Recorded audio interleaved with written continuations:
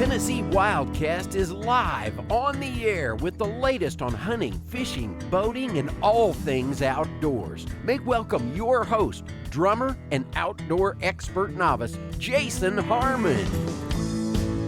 Hello, everybody, and welcome to this edition of Tennessee WildCast. We're glad you're tuning in. And we got an awesome show for you today. Mr. Don King is with us today. He's helping me co-host. How are you, Don? Good, Jason. How are you doing today? I'm doing real good. Good to see you. Good to have you in studio.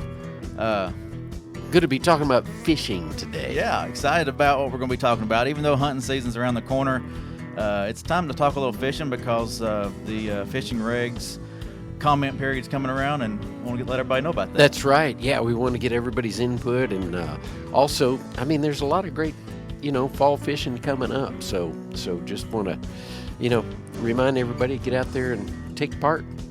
Yep, a lot of opportunities this time of year, and we have today Mr. Jason Henegar. He is the Assistant Chief of the Fisheries Division. How are you doing, Jason? Doing well. Thanks for having me today. Yeah, glad you're here and excited about what we're going to talk about with you today. But first, we wanted to talk a little bit about some things that's going on in the fisheries world. One that happened a little while back, a new crappie record, black crappie, but possibility, that's a state record for sure, but a possibility world record. Can you elaborate on that just a little bit?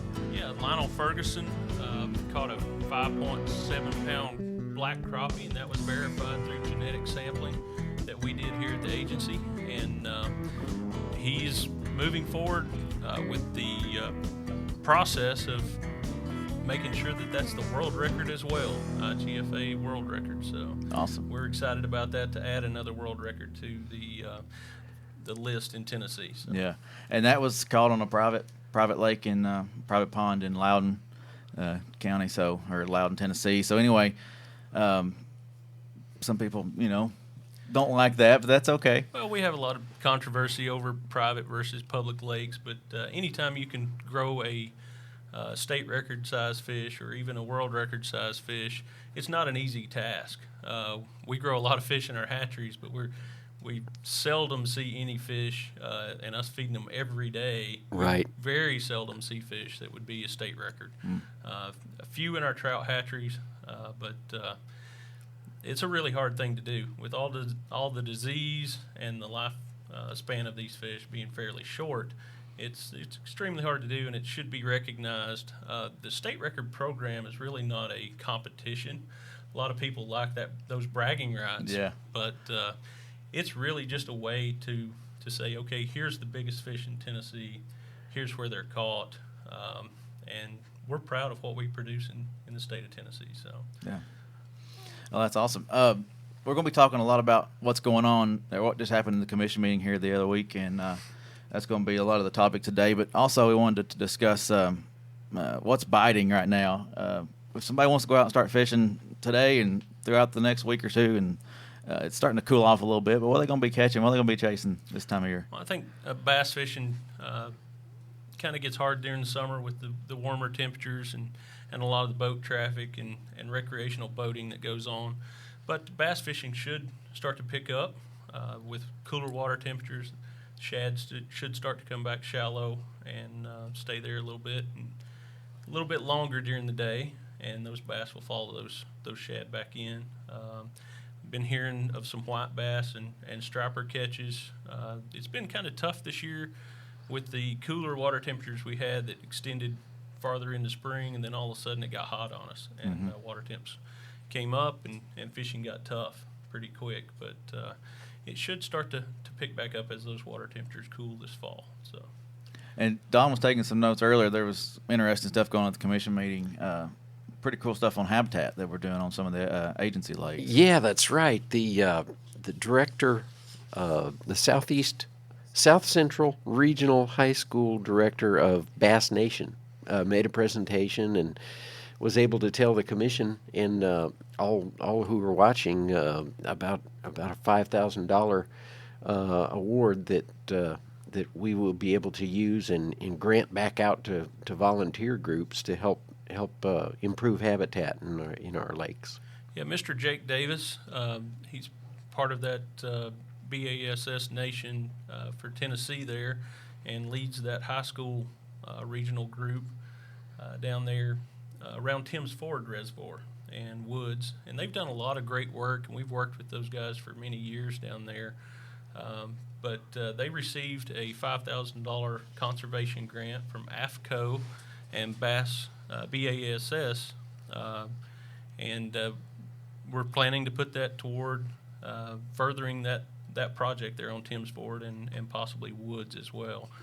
They can stretch their dollars a lot farther, and with the volunteer help of fishing groups and a lot of civic groups, Boy Scouts, TWRA is able to do a lot more across the board, but especially with fish habitat. It was amazing with all hands on deck how much they were able to accomplish in a day that probably would have taken our guys, weeks to accomplish just with the number of hours in a day. We've got the boats, we've got the experience and the personnel to put it where we need it. But a lot of times we don't have the hands that it takes to really put those structures together and do it in an efficient and short time period. Yeah, and if anybody's interested in the details, tune in the commission meeting from last week. I think you'd be impressed with what he was able to show us. And TWRA's been working on reservoir habitat, fish habitat for probably since the late 60s, early 70s. And I gave a presentation at the previous commission meeting about our program and what we do and how we do that. We're looking to update our website with a lot of the details of what habitats we found that work and what don't. Also, we will be updating the website with the processes of how you go about getting approval to put habitat into the reservoirs. Our reservoirs are managed by the U.S. Army Corps of Engineers and TVA, and they both have processes where you get a permit to put those structures in, and we can't forget that we have to get approval to do that. So. Right. You get a lot of questions Good point. on Facebook, too, about can we spray this or that and control the grass here and there, and people are upset about certain areas grass growing and stuff like that. So make sure you contact the Corps and TVA, right? And also TDEC. A TDEC. lot of the herbicide spraying is controlled through TDEC. So. Okay. All right. Well, speaking of the commission meeting, we're going to talk about a lot of stuff, or most of the stuff that was discussed at the commission meeting last week or week before last, and start out with the main reason we're here, fish proposals, and how you can comment on what we've proposed and what you might like to see happening in the fisheries of Tennessee. So I've got a slide. I'll throw it up. But, Jason, fill us in on how someone can comment when it comes to the comment period. Okay, our comment period for fishing is a little different than that for wildlife. We put forth a comment period in usually 1st of April, and that runs through mid-May, and that's kind of open to the public. And they can comment on anything they want to comment on. Send us in what they want to see, what they think will make fishing better and benefit the state of Tennessee for regulations. And we take all those comments, and I personally put those together in a booklet and get those out to our fisheries managers. And we sit down in June. 4 of those, right? 4 across the state? Fisheries managers? Across the state. We've got 4, our 4 regional project managers, and then we also have most of the fisheries biologists, the upper level fisheries biologists. Some of the technicians will usually attend that biologist meeting each year, and that's usually mid-May, June time frame. And we sit down and we talk about that for 3 days, and we talk about anything that our guys bring to the table, regulations that we want to propose. We get that together, and then we present that to the commission at the August meeting, which was our last meeting where we presented that, and the proposals we come out with during that meeting then goes back to the public for their comment again. It's a very short comment period, only 2 to 3 weeks, because we have to turn that around for the final presentation to the commission for their approval then in September. So we got the close of business day on September 14th, correct? Yes. And if you want to mail in your comments, you can do that. If you want to email the comments, that's that's welcomed as well. And if you're watching on YouTube or Facebook, you can see it's Fish Comments, TWRA Fisheries Management Division. That's P.O. Box 40747, Nashville, Tennessee 37204. And then if you want to email, that's fishingreg.com. So it's fishingreg.com. Fishingreg.comments at tn.gov. Fishingreg.comments@tn.gov. And that email is tied into my direct email, and I see those daily. Okay. I can go to those, and That's good to know. that is the best way to get your comments in. Like I said, we do accept them from the mail, and we'll even take a phone call and try our best to get your comment down and get it included. We try to include the comments from the Facebook comments, but that's a little difficult at times to get those printed and all gathered up. So if you really want your comments heard, that email is the best way to get that in there. And so you don't miss it, put fish comments in the subject line, so Yes. it's easy to spot when you're going through all your emails. That helps a lot. Yeah. And make sure that your comment is not in the subject line. We do get that evident. Every once in a while we'll get that, and I understand it with cell phones today. A lot of people are using those. Can be difficult, but fish comments in the subject line, your comment in the email, and we'll definitely get that in the book. That book will go to both our fisheries managers and the commission. We provide that to each commission member as well, so they have those comments and they know what the public's thinking. So. And you can reach out to your commissioners too if you have some things in your area that you want to talk to them about, or they're welcome to. They welcome calls and emails, and we're glad to talk with you. One other reminder that just came to mind about the setting the regulations, that we've embarked on or the commission has decided to go with a 2-year cycle now. So these regs will be set end of September by the commission, and when will the next time be that they will, barring an emergency or something that they have to deal with, on a case-by-case basis, but just the normal run of things, will that be 2 years then after that, Jason? It will be, I believe fishing will be back up in 2 years after this period. Okay. We've had to juggle that a little bit. We just finished hunting. They did hunting this year. They did fishing this year. Actually, we will be back up next year. Back up, and then on the 2-year cycle. Yes, and then okay. So hunting will go on a 2-year cycle first, and then we will go on after next year. So we are back up next year for comments and regulation changes, and then we'll start that 2-year cycle. And those will alternate, I guess. Yes. Once those get on that schedule, they'll alternate, and you'll hear the fishing proposals and the hunting proposals Every other year. If we do have a pressing issue, we can bring that to the commission at any time, and those changes can be made. It's not that we want to try to stay on that 2-year cycle with the bulk of the changes, but if we have an emergency, we can come to the commission at any time. I think they're going to allow us to have that flexibility. Because we'll have to print the guide each year, because dates will change and all that kind of stuff. So you got to reprint those, and if there's something that needs to be changed, we will address that.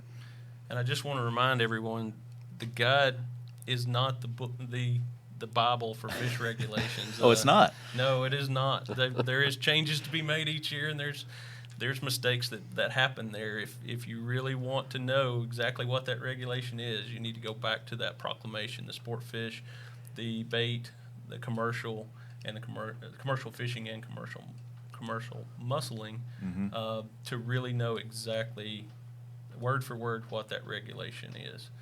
The guide is just our interpretation, how we need to get that out to the public, and to get the information we think you need to fish and legally harvest fish in the state of Tennessee. So. And as we find things that do need to be changed, we try to update the electronic version on the website. We do, so, and that's been a big help to be able to do that. But once these are printed, we go through them for about 2 months trying to get them right, but they always end up with a few changes that need to be made or corrections. And that goes for hunting too, because check your proclamations on that and dig into those and make sure stuff's right there on the hunting guide, because we had a few misprints on it this year, and that's just how it happens. All right, well, let's jump into the sport fish proposals that we heard at the commission meeting and try to highlight these for the folks at home. And right there off the top, Region 3 seems like they've got quite a few sport fish proposals and things going on that we want to maybe a change in Region 3. Watts Bar Reservoir, something to do with paddlefish. Tell us a little bit about that. On Watts Bar Reservoir, paddlefish season, the snagging season, has traditionally been the same as the statewide. We changed the creel limit there a couple years ago from 2 fish a day to 1, and we're still having issues. We're making some cases on over the limit there. We want to protect those fish because what happens, those fish run out of Watts Bar up to Fort Loudon Dam, and they congregate there.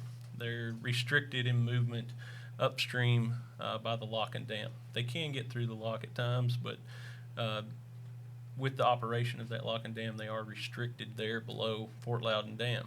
And so we was thinking really hard of what we could do there, and we've had a pretty good paddlefish fishery there on Cherokee Reservoir, and we had some changes to it last year, and those seem to be working for us. So we're looking to mimic those changes on Cherokee there below Watts Bar to add some further protection for paddlefish. And what that'll do, it will restrict the paddlefish season on Watts Bar from May 1st through May 15th, and there'll be a closure of 2 weeks before and 2 weeks after that. And that closure is not for the entire water body of Watts Bar. It's for that small section from US 321 bridge, the new bridge that they built there below Fort Loudon Dam, up to the dam. And you won't be able to snag for paddlefish in that except for that 2 week season of May 1st through May 15th. Okay.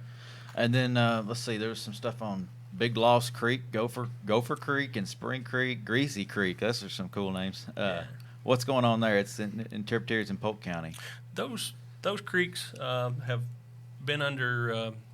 They're in our spring trout stocking program, and for years, due to the limitations we had at our hatcheries stocking fish into some of those creeks, we had to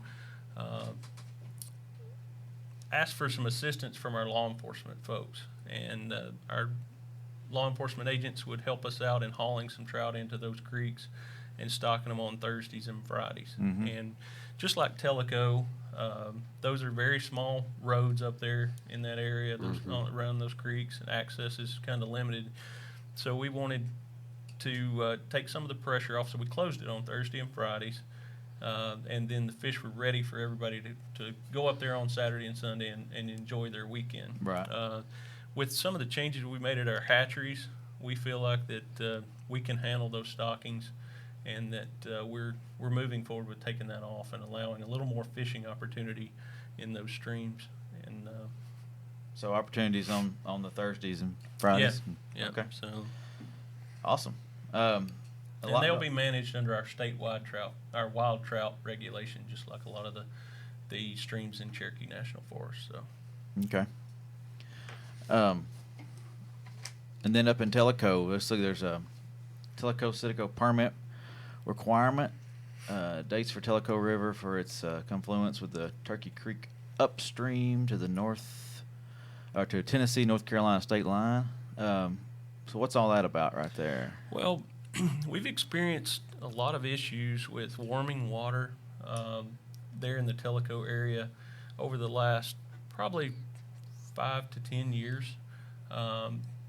I remember when I first got here that there was issues with the Tellico permit area that as the summer went on, as weather temperatures increased, the water temperatures increased up there, and trout require cooler to cold water to survive. And for them to really bite and our anglers to have a really good experience catching trout, those water temperatures need to stay low. So what we've found over the last 5 to 10 years is that we continually are having to shrink that permit area, the stocking area where we're putting fish out in July, August, September, and it really doesn't meet up with our permit time frame. So in 2016, I believe, we actually had to, 16 or 17, we actually had to move almost every trout out of Tellico Hatchery early in July and close down the stocking altogether up there until October, late October, because of those warm water temperatures and low water. So to avoid some of that and to provide a good fishing experience for our anglers, we decided that we're going to change that permit time frame. We're going to shorten it up a little bit, but we're going to add a couple weeks in March. So we're going to go from March 1st through August 15th there at on Tellico and Citico in that permit zone, and should help with the stocking and the experience the angler's going to have. They pay an extra fee for that permit, and what that does, we provide a better fish up there in the Tellico Citico. Most of our stock trout streams and our tailwaters across the state, we try to get a 9 to 10 inch fish put in. There we're looking at a 12 to 14. And the guys up there over the years have done excellent work of producing those larger fish. About 3 years ago, we worked with Irwin National Fish Hatchery, and we were able to pick up some of their retired brood fish, and we moved those on station there at Tellico, and we sprinkle those into our stockings. So you're talking about an 18 to 20 inch fish at times. Right. There, and they call them the Tellico trophies. They've even got a name there in that Tellico area that they're known as the Tellico trophies. That's so cool. It's really added a new flair to the Tellico Citico experience that has been a tradition with a lot of people for a long time up there. Well, for the sake of time, there's go watch the commission meeting. There's some other stuff going on around Tellico and Tellico River that you probably want to learn about. But let's jump on down to Region 4. We're adopting a krill limit or a krill limit and length limit on game fish. So we jive with North Carolina Commission. Can you explain that a little bit? Yeah, Calderwood Reservoir is a reservoir that falls both in Tennessee and North Carolina.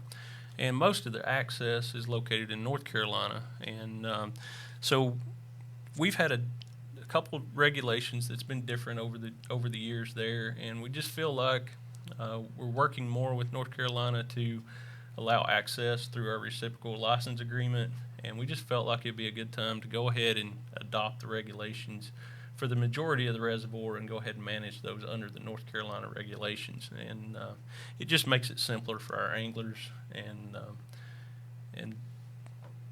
the management of the reservoir in general, if we're all talking the same numbers. So, all right. And then statewide, there's going to be any fish that is landed with the aid of a gaff will be considered as a harvested fish. Explain that. Well, traditionally, I don't think gaffs are used very much in freshwater fishing. You may have to explain a gaff for me. I'm not Okay. 100% on that. A gaff is a stick or a small handle that there is a sharpened hook to the end of it. Okay. And they're used a lot in saltwater to land really big fish. It Okay. just gives you leverage on that fish. But most of the time when you land a fish with a gaff, it's a mortality.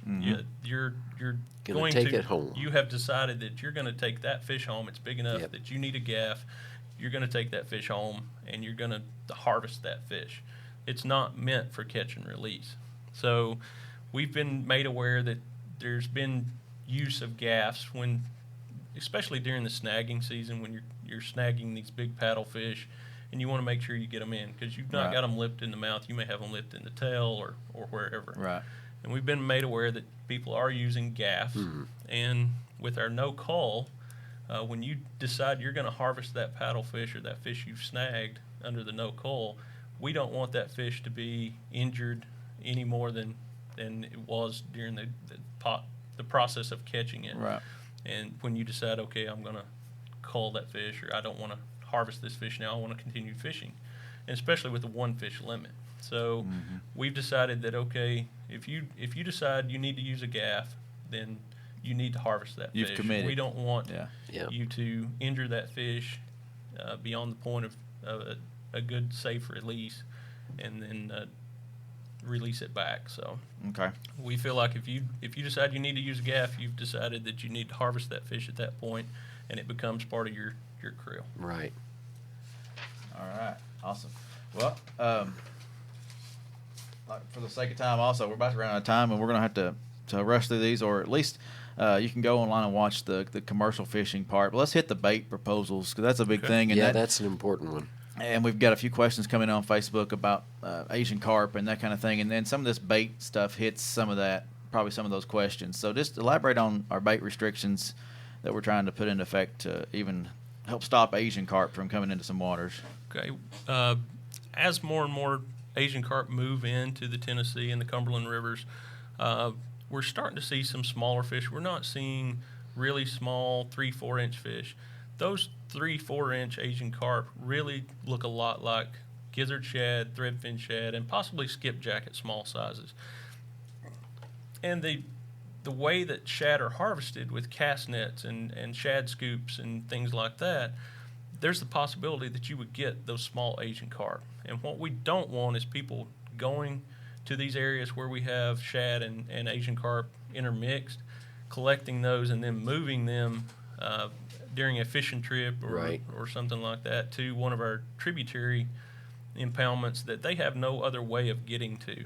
They can move through the locks fairly easy, but a lot of our dams don't have locks on them, some of the highland dams, and we don't want Asian carp spread across our state as bait. So we're looking to restrict the movement of bait fish, especially shad, only shad, both gizzard shad and skipjack. Okay. And threadfin. Too? Yes, and skipjack herring. We don't want those fish moved from Kentucky Lake, Pickwick, and Barkley, and the Mississippi River. There's a lot of small Asian carp on the Mississippi River, and we don't want fish moved from there further inland into our state. Right. So we're going to restrict it from there. When you see those small fish compared, even side by side up close, it's really tough. Unless you're really looking close, it can be very, very, very easily mistaken. And shad are hard to keep alive, so you want to get those out of the net into the bait well as quick as you can. You don't have a lot of time to look at those. So, all right. Well, we covered a lot here today, and there's still a lot more to read through and learn about. So the easiest way to learn about all that is go watch the commission meeting, and it was. They're also on the website. I saw the press release went out today. Yes. On those, so. Okay. Check the newsroom, read the press release, and also watch the commission meetings if you want to hear the full story there. And Jason, thanks for being here and highlighting this for us. We appreciate that. And, thank you for having me. Thanks for your time. Yeah, don't forget the comment period. So email fishingreg.comments@tn.gov. And then if you want to mail it in, it's 40747 Nashville, Tennessee 37204. So, all righty. Thank y'all. Thank you. We'll see you all next time right here on Tennessee WildCast. Thanks for tuning in. Stay connected with TWRA by visiting our website at tnwildlife.org and follow us on Facebook, Twitter, and Instagram. Hey, it's all about Tennessee wildlife. It's what we do. Tennessee WildCast will be on the air again next week. We'll see you then.